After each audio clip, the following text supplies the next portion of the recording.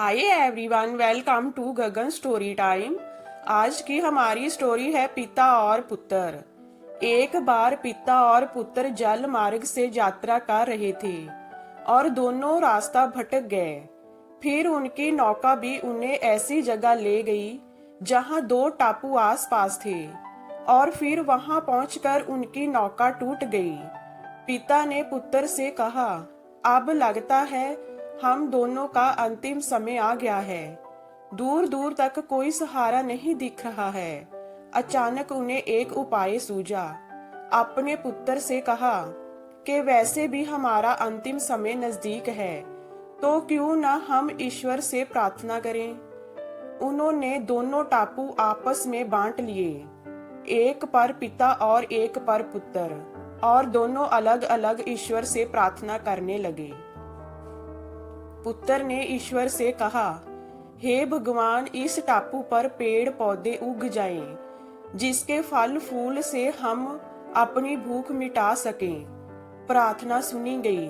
तत्काल पेड़ पौधे उग गए और उसमें फल फूल भी आ गए। उसने कहा, ये तो चमत्कार हो गया।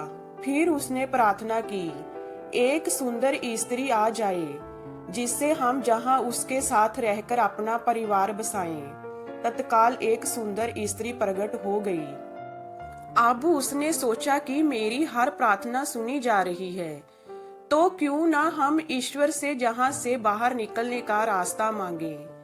उसने ऐसा ही किया। उसने प्रार्थना की, एक नई नाव आ जाए जिसमें सवार होकर हम जहां से बाहर निकल सकें। तत्काल नाव प्रकट हुई और पुत्र उसमें सवार होकर बाहर निकलने लगा। तभी एक आकाशवाणी हुई, बेटा, तुम अकेले जा रहे हो, अपने पिता को साथ नहीं लोगे। तो पुत्र ने कहा, उनको छोड़ो। प्रार्थना तो उन्होंने भी की, लेकिन आपने उनकी एक भी नहीं सुनी।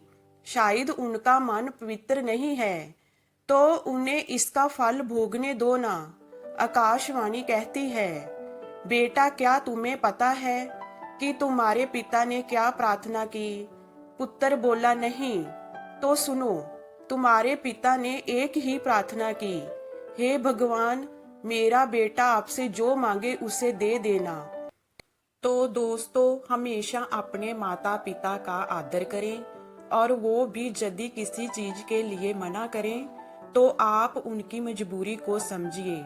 तो ये हमारी स्टोरी आपको कैसी लगी हमें कमेंट में बताइए। लाइक कीजिए, शेयर कीजिए, एंड वॉचिंग के लिए थैंक यू।